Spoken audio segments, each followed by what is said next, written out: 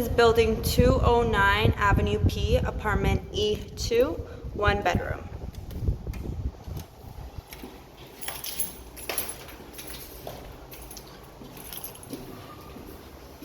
All right, straight ahead is our living room area.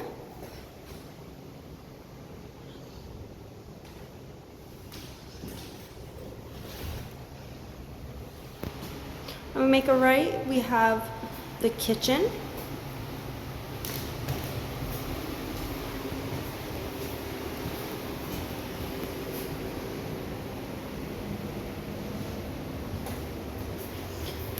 Right across from the kitchen, there is a closet.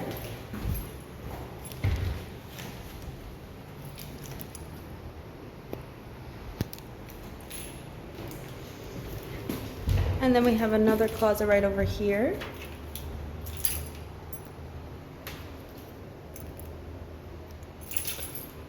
Straight ahead, we have the bedroom.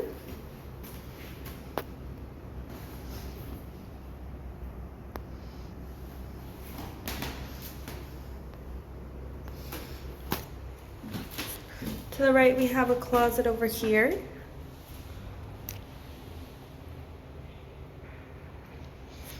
And then we have the bathroom.